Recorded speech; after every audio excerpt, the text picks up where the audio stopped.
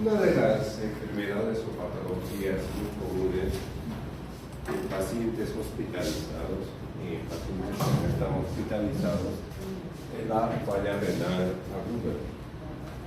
Una patología con altas tasas de mortalidad y morbilidad y con elevados costos para la población. Antiguamente el término que se utilizaba en esta enfermedad era denominado como insuficiencia renal aguda, pero el término ya ha quedado en desuso a partir del año 2008. Actualmente el término correcto que se utiliza es lesión renal aguda o injuria renal aguda. Para la definición de esta enfermedad se toma dos parámetros muy importantes. Primeramente, comentar que la lesión renal aguda es el descenso brusco de la función renal dentro de un periodo aproximadamente de 48 horas o más, para lo cual toma dos componentes muy importantes para su definición, uno que es laboratorial y otro clínico. La definición laboratorial refiere que es el incremento de la creatinina sérica mayor a 0,3 miligramos de litro en un lapso de 48 horas o mayor a 1.5 veces respecto a su línea basal por 7 días previos. Otro término que también este es lo que utilizamos más en la clínica es el descenso del volumen urinario menor o igual a 0,5 mililitros kilogramo hora. Con respecto a estas definiciones, el primer parámetro que se toma dentro de los pacientes hospitalizados es el volumen urinario. ¿Por qué? Porque los niveles de creatinina sérica no suben de manera inmediata cuando ocurre un evento agudo. Tardan en subir aproximadamente más o menos 48 horas. Claro ejemplo tenemos estos pacientes que ingresan con cuadros enterales severos y la función renal normal, su ingreso. Y 1 o 2 días después la creatinina se dispara. Y esto de los niveles de creatinina también dependerá de otros factores. Por ejemplo, de la masa muscular, del estado nutricional. Un paciente desnutrido tiene niveles de creatinina 0,1, 0,2, 0,3. Pero un paciente que se dedica a realizar actividad física continuamente tendrá niveles de creatinina de 0,9, 1. Porque recuerden que la creatinina, ¿de dónde viene? Del músculo. Entonces, está relacionado directamente a eso. ¿Ya? Entonces, para su definición, recordarse que se toma la creatinina y el volumen urinario. Por eso la importancia en los pacientes que están hospitalizados se toma o se realiza balances hídricos cada 6 horas, cada 8 horas, para detectar estos cambios de manera precoz. Miren, a nivel mundial se reporta 13 millones de casos al año. Pero miren quiénes son los que aportan más. Nosotros, países en vías de desarrollo, con 11 millones de casos por año. Entonces, países como Latinoamérica, se va a ver estas patologías con mucha más frecuencia. Miren cuántos se mueren: 1.4 millones. Y de esos, los países en desarrollo aportamos en mayor proporción.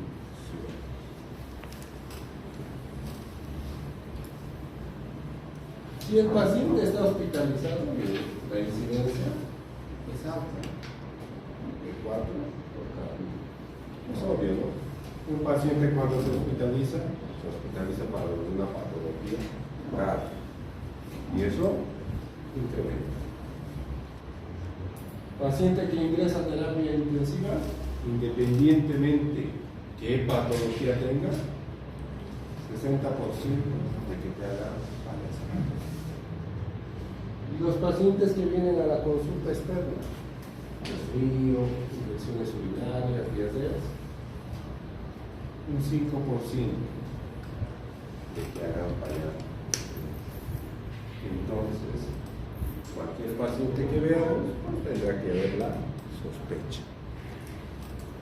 A nivel mundial, la distribución pues, es muy variada, ¿no? Como hemos mencionado, los países como los nuestros van a tener más hambre, comparado con países desarrollados, América del Norte, Europa, bueno, Asia también está casi como nosotros. Entonces, la epidemiología de esta enfermedad varía mucho, depende mucho de las condiciones sanitarias de cada país.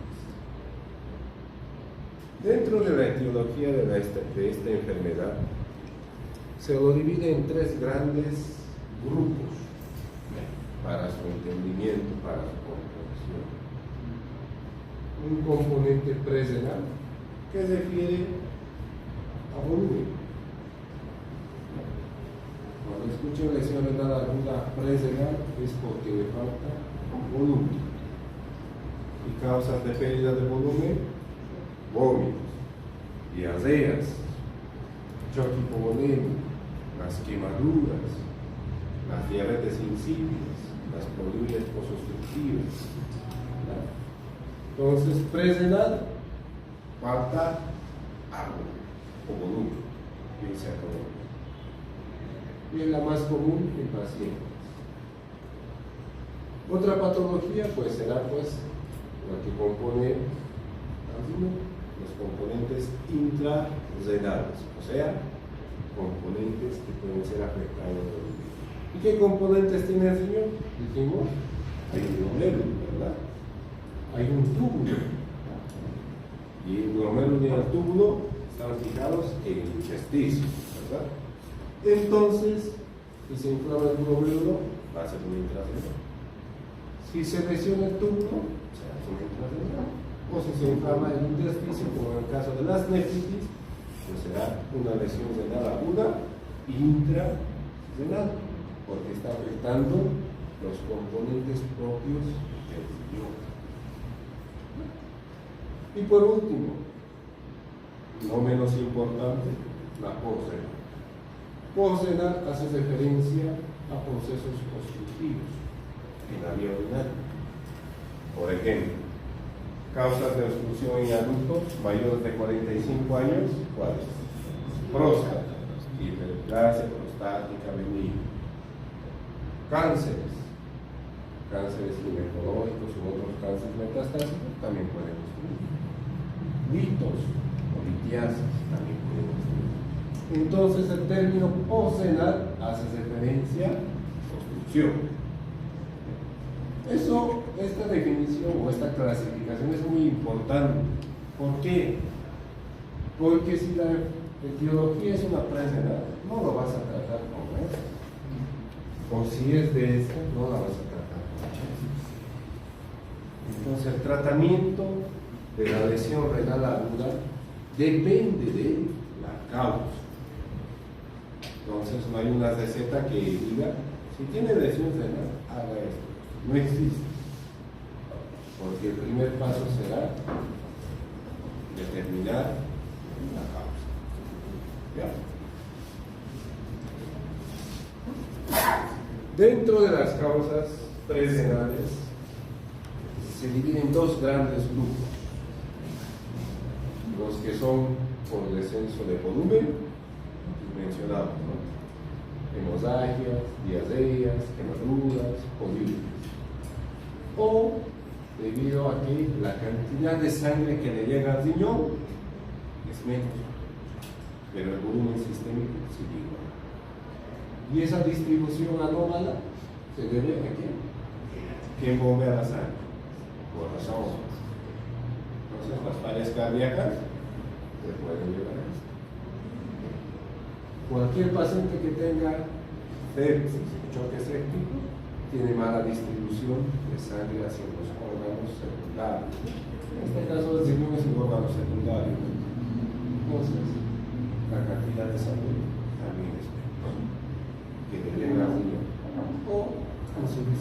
hepática o cirrosis.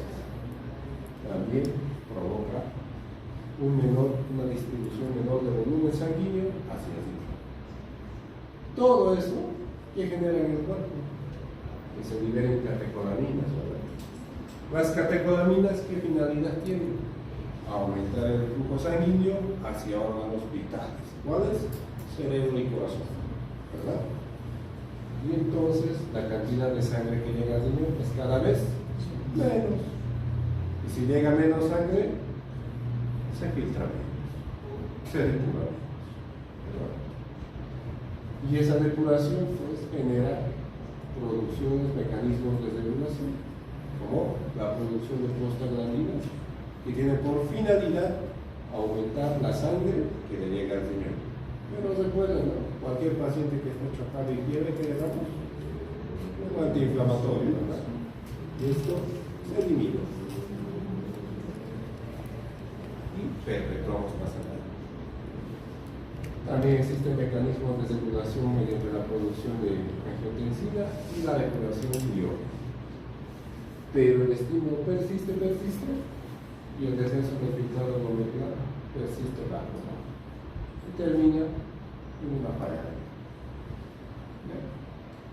Por eso en pacientes que tienen un proceso agudo no se recomienda la administración de AINES. Porque las prostaglandinas generan una vasodilatación de la arteriola afferente para que le llegue más sangre al riñón y de esta manera pueda mejorar el filtrado glomerular. Pero todos tomamos aire, ¿verdad? El mecanismo mediante el cual la lesión intrarrenal se produce es debido a primeramente, la causa más común de lesión intrarrenal que se observa de estas patologías es pacientes hospitalizados. La más común es la necrosis tubular aguda. Dijimos que en la etiología intrarrenal el daño puede estar en el intestino, en el túbulo, en el glomérulo, la misma vasculatura propia del riñón. Para el desarrollo de una necrosis tubular aguda, pues hay que tomar muchos factores en cuenta. El paciente que está internado recibe antibióticos, 3, 4, 5, quién sabe.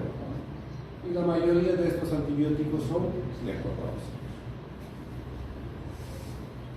Todos, la mayoría están infectados.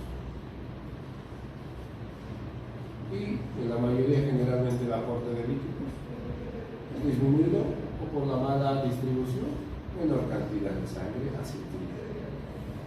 Y todo esto, si se perpetúa, no se corrige, se llevará a una necrosis tubular aguda.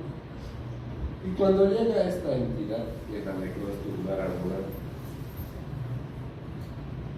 ya es una patología que dura alrededor de 6 semanas aproximadamente.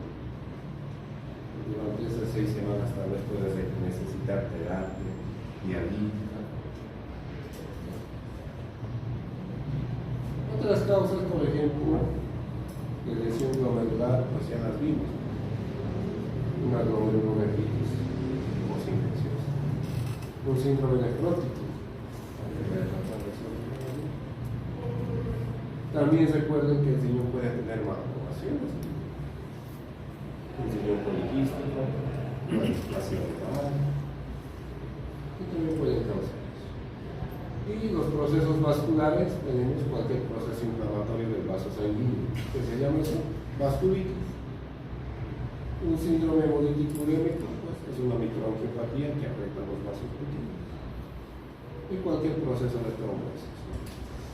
La trombosis se sospecha principalmente en aquellos individuos que tienen cuadros de deshidratación severa, hacen que la sangre se vuelva más espesa, ¿verdad? Y eso favorece el desarrollo de los trombos, que pueden ocurrir en cualquier lugar. Entonces, los factores etiológicos de una lesión renal intrarrenal son muchos, no son. pasa es esto, en pocas palabras.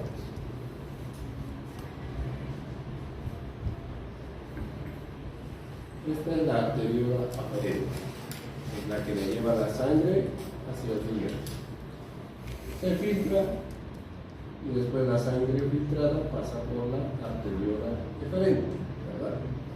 Pero esta arteriola eferente no termina aquí, sigue por aquí el vaso sanguíneo. Si la cantidad de sangre que llega es menos, la cantidad que se filtra es menos y la cantidad de sangre que sale por acá, por ende va a ser menos, ¿verdad?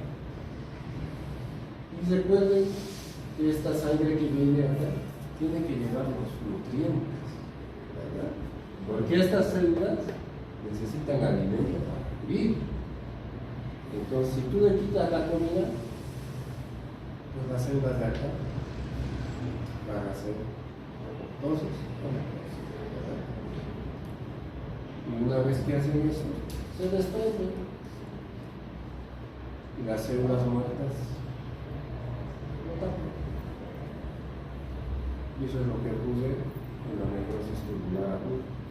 Y esto ocurre en todos los tubos, en unos en mayor intensidad y en otros en menor intensidad. Y si se tapa el tubo, no va a haber nada, se tapa.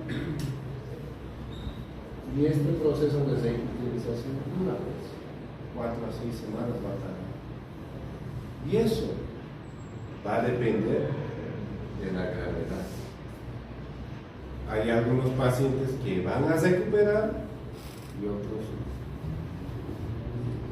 Entonces,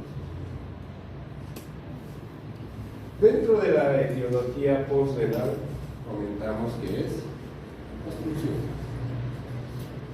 La obstrucción puede abarcar desde la pelvis, uréter, vejiga o uretra. Malformaciones pueden afectar aquí. Por ejemplo, la estenosis pielolateral. Los líquidos, dependiendo del tamaño, podrá ser el uréter, la vejiga o la uretra. Coágulos. Hay una patología que se llama cistitis rosal, que se produce por virus, en la cual la mucosa de la vejiga se inflama y se produce grandes cantidades de sangre. Y si el paciente no toma abundante líquido, pues la sangre que hace se coagula. Y si se coagula, se obstruye. Entonces, tendrá que tomar líquido. Otra, malformaciones de la columna,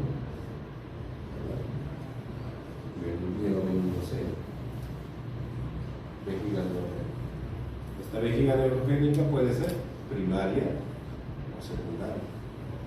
Aquellos pacientes que reciben un traumatismo en la región cervical por un accidente o trauma quedan paralíticos para el cuello para abajo. Y esos pierden la capacidad de controlar los esfínteres y generar vejiga neurogénica. Y están siendo sondeados de manera continua y persistente. Y también hay medicamentos que pueden provocar inflamación de la vejiga, como la ciclofosfamida, que causa cistitis rosal. Entonces, recalcando la lesión renal aguda presrenal, falta de agua. La intrarrenal, daño de los componentes del riñón, glomérulo, tubo, intersticio o vasos sanguíneos. Y la postrenal, obstrucción. Y ahí se acabó. Las manifestaciones clínicas de la lesión renal aguda o enfermedad renal crónica o cualquier patología renal es nada más que la pérdida de las funciones del riñón. Y es lo que vimos en la primera clase. Recordemos, el riñón elimina los productos de desecho.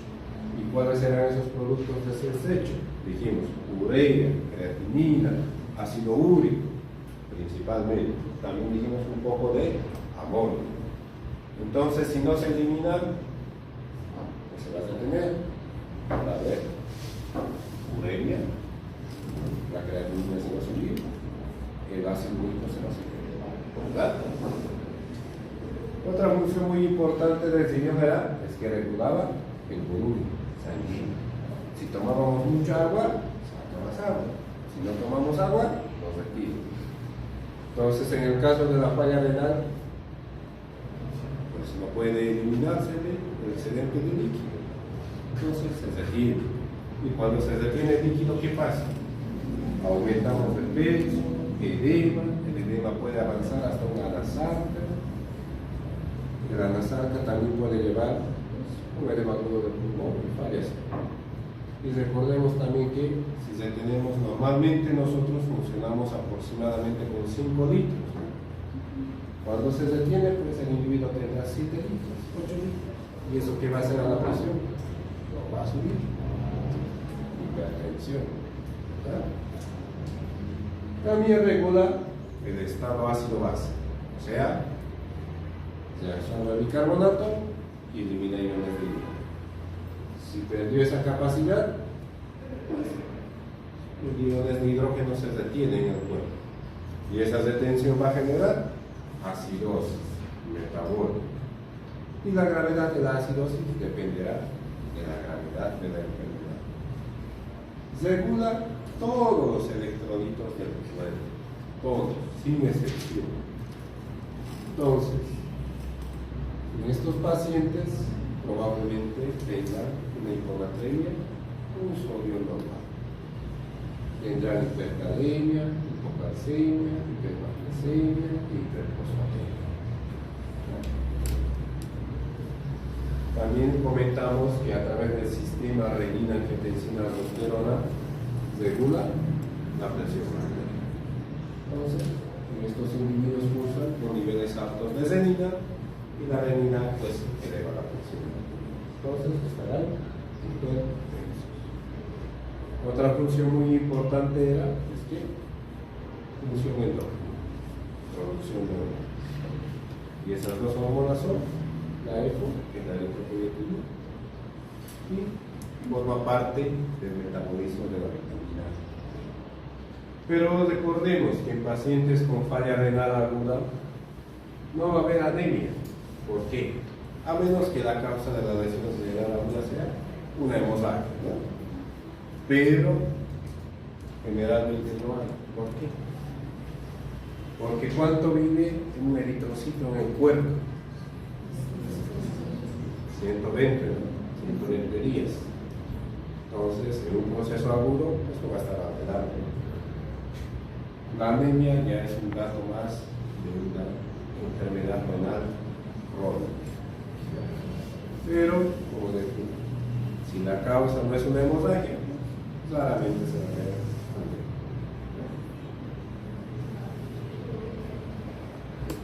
Entonces, ahí podemos observar cómo la disfunción renal afecta a todos los órganos, no solamente al riñón. ¿Verdad?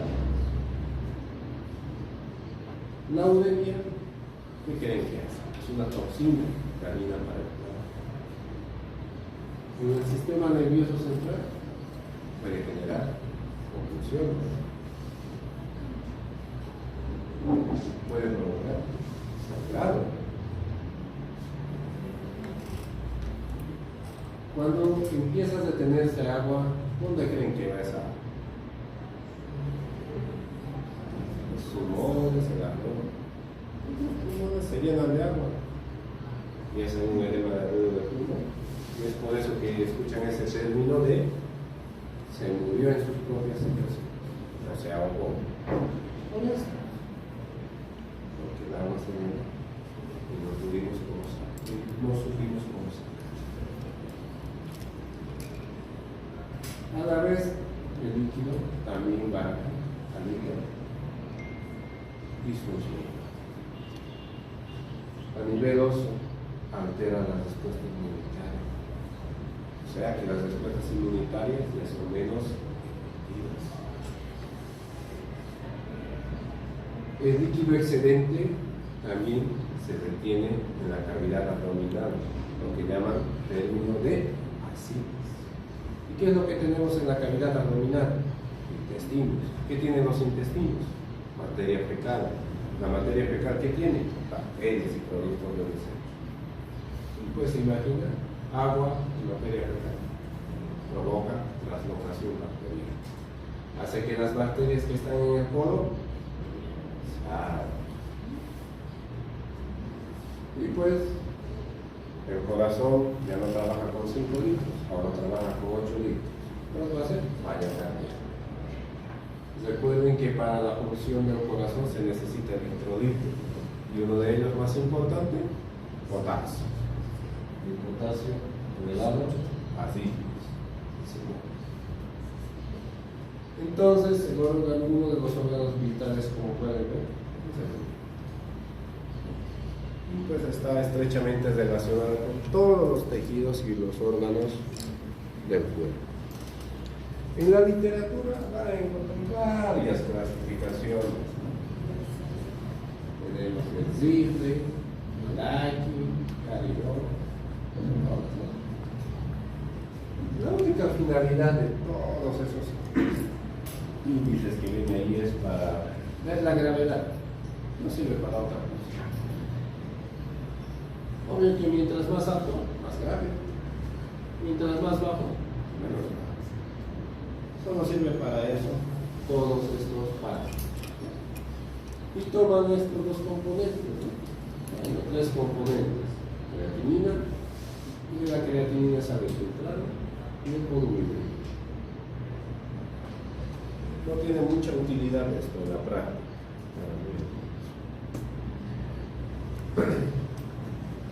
Ya vimos entonces que la falla renal puede ser de etiología multifactorial. Ahora hay que determinar de dónde es la falla renal, si es pre, intra o post, porque el tratamiento va a variar dependiendo a la etiología. Uno de los marcadores muy importantes son los índices urinarios. Entonces, cuando hay muchos índices, significa que ninguno está bueno, por eso hay cambios. Pero aquel que tiene mayor sensibilidad y especificidad es el P, que es la fracción de excreción de sodio, que toma parámetros menor a 1, presrenal, y mayor a 2, intrarrenal. Entonces solamente acuérdense de esto, pero también tienen que conocer que existen estas otras. Aparte de eso, porque estos laboratorios de los índices urinarios no hay en todos los laboratorios, no está disponible las 24 horas. Y el paciente puede llegar en cualquier momento, no va a estar esperando hasta el día siguiente. Hay una prueba que se llama la prueba de reto a líquidos. Nos ayuda a diferenciar una lesión renal aguda de etiología prerenal y intrarrenal. ¿En qué consiste? Le pasas agua. Si orina, es prerenal. Si no orina, es intrarrenal. Y se acabó. Pero tiene contraindicaciones. No se les hace a todos. Si tu paciente está hipertenso y le pones más agua, le vas a hacer una encefalopatía hipertensiva y se murió. Entonces ahí no lo haces. Si tiene falla cardíaca, no lo haces. Si le pasas más volumen, esa falla cardíaca se va a agudizar más todavía. Si ya tiene datos de dificultad respiratoria o edema agudo del pulmón, no le pasas, porque si le pasas, se muere el paciente de la muerte. Entonces, estas son las contraindicaciones. Si ven algo de esto, no se hace eso. ¿Ya? Pero si no hay nada de eso, pues se puede hacer con toda confianza la administración del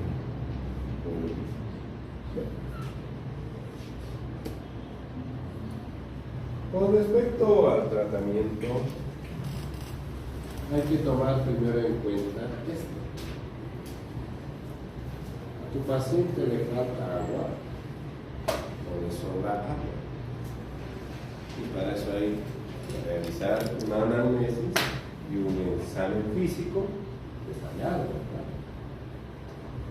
Si tu paciente está hipotenso, taquicárdico, con glucosa seca, llenado capilar de 5 segundos, entonces le falta agua. A ese puede pasar ¿qué? Agua. Ya sea por la boca o por la vena, dependiendo cómo está el paciente. Si está consciente, por la boca. Si está inconsciente, con los datos de distribución, pues por la boca. Pero si tu paciente llega a tu consultorio todo edematizado, hipertenso, que no orina, que llega agitado, con sensación de falta de aire, ¿qué van a hacer? Pues algo que le haga sal. No le vas a poner agua, le tendrás que poner diurético, o también refuerzo oxígeno y otras cosas. Entonces, de primera instancia, eso ustedes tienen que verlo al momento en que llega el paciente. ¿Verdad? Y la conducta, como ven, varía. Y acá lo resumimos, ¿no? Si tu paciente está deshidratado, ¿qué le das? Agua. Si tu paciente está normovolémico, pues solamente lo que le das lo que necesita.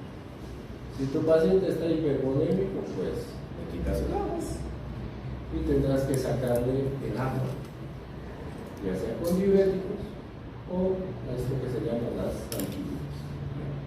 Los diuréticos hay por vía endovenosa, por vía oral y hay una infinidad. Pueden utilizar el que tengan a la mano. ¿Verdad? Por ejemplo, si en tu hospital solamente hay hidroclorotiazida, pues tendrás que usar eso hasta que consigan el medicamento que requieren. Con respecto a las antinas, bueno, generalmente esto se utiliza en pacientes que están usando con choque séptico, que han tenido problemas para la uresis, ¿no? En esos casos se utiliza. Pueden ser las antinas con la teobromina y se van a utilizar. ¿Ya? Y acá está eso, la indicación, que sí actualmente tiene buenos resultados en los pacientes que usan con choque séptico y falla renal. Úsalo y dicen que puede orinar. Y esto pues sí tiene una explicación científica. Por ejemplo, cuando ustedes toman café y se quedan tomando, ¿no les da ganas de orinar? La verdad. Es por esto, porque el café tiene esto. Y eso favorece el filtrado glomerular. Y por eso tenemos esa sensación de querer orinar. Aunque no tomemos agua y tomamos eso, orinamos. ¿Ya? Hasta la fecha actual, no hay una tableta que te diga, tómate esta tableta y el riñón se va a sanar. No existe. ¿Por qué? Y no va a existir. Porque las funciones del riñón son muchas. ¿Verdad? Si tu paciente tiene potasio alto, tendrás que dar medidas antihipercalémicas, como calcio, salbutamol, diurético, insulina, resinas. Si tu paciente tiene acidosis metabólica, tendrás que dar, dependiendo si es agua o bicarbonato. Si tiene hiperuricemia, ¿qué vamos a dar? Para el ácido úrico, aldopurinol, es lo que hay en el medio. En otros países hay algo que se llama vasouricasa. Si el fósforo está elevado, algo que saque el fósforo. De estos tenemos los quelates de fósforo, carbonato de calcio, el cerebamero, que han debido escuchar por ahí. Y la uremia solamente se trata cuando tiene síntomas. Las manifestaciones de la uremia son variadas. En el cerebro ya dijimos que puede ser convulsión. A nivel del tubo digestivo, pues, grave. Puede dar a otras manifestaciones. pues a veces, a pesar de lo que hagamos, no responde. Entonces, el siguiente paso será la diálisis. Y existen indicaciones precisas. No se mete a cualquier diálisis. Bueno, en algunos casos. Si tu paciente tiene potasio mayor a 6.5, ya le diste tratamiento, no respondió, y ya tiene afectación en el corazón, ese es directo para terapia diurética, independientemente de dónde esté. Si la acidosis metabólica no respondió al bicarbonato, pH menor a 7.15 y bicarbonato menor a 12, terapia dialítica. Si tu paciente ya llega con datos de edema agudo de pulmón o hipertensión o congestión a órgano blanco, diálisis. La hiperuricemia y hiperfosfatemia mayor a 10, terapia dialítica. Todos son aquellos que no responden. Y la uremia sintomática. Hay algunos pacientes que con una urea de 70 están convulsionando y hay otros pacientes que con una urea de 200 están caminando.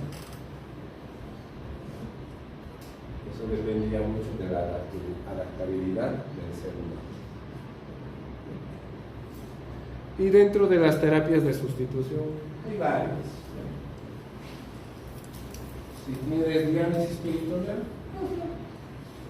si tienes hemodiálisis, las dos sirven. Entonces, otra de las terapias que todavía no está muy de muy uso frecuente acá en Bolivia son las terapias lentas. Estas terapias lentas pues, se utilizan en pacientes en este tipo de pacientes que están intubados, chocados, en esos sentidos. Se llaman terapias lentas de sustitución renal. Se denomina así porque los cambios hemodinámicos que genera esta terapia son lentos y no causa eventos agudos como esto, hipotensión y convulsión. Pero esta terapia es muy costosa y pocos hospitales contienen ese material o ese equipo. ¿Ya? Bueno, independientemente de lo que hagamos, los pacientes se mueren. Y miren, si en Estados Unidos se muere el 15%, pues acá 30, 40%. Ayer. Y no es nuestra culpa, porque nuestros pacientes también llegan en condiciones pésimas, en etapas que ya no podemos hacer nada. Entran caminando, ¿no? También lo sabemos. Por eso el término que dicen, ¿no? Entró caminando, pero no vieron en qué condiciones entró caminando. Sí, pues, llega y fallece. Lastimosamente es así. Y si es hospitalizado o internado en terapia intensiva, la mortalidad se duplica. ¿Ya? Está fregado. Y miren, según las guías Cadigo, esa mortalidad no está muy lejos, ¿no? Frente a 35 comparado. Y miren por qué se mueren. Problemas con el corazón, cáncer y lesiones de la válvula. Principalmente.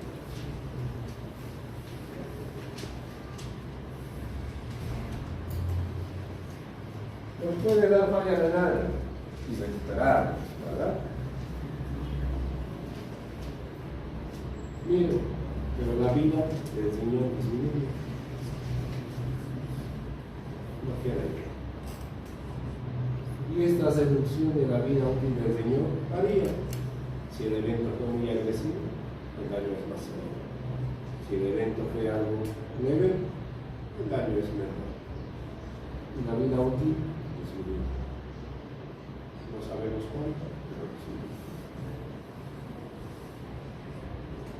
Y como cualquier daño, deja cicatrices. como cuando nosotros nos hacemos una herida, sanó, pero dejó una cicatriz. Y esa cicatriz, la manifestación es en el riñón, proteínas. Y la cantidad de proteínas varía. Cada vez el daño deja otra marca, hipertenso.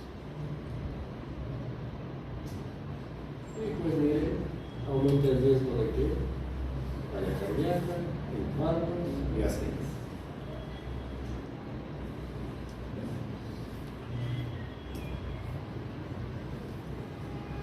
Mientras más pequeño, más se muere.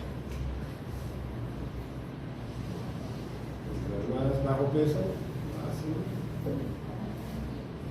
Recuerden que hay malformaciones cardíacas, ¿verdad? Hay que corregir. Recuerden que hay niños que nacen hechos popó, asfixia.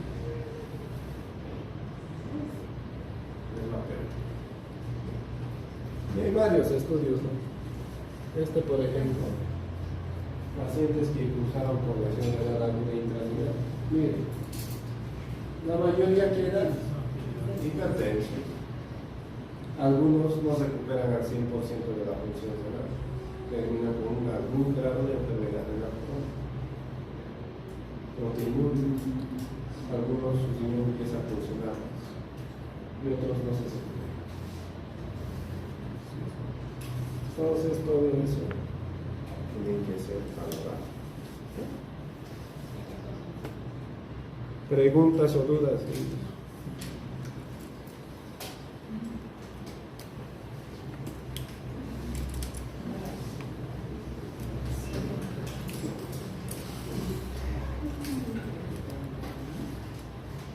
¿No?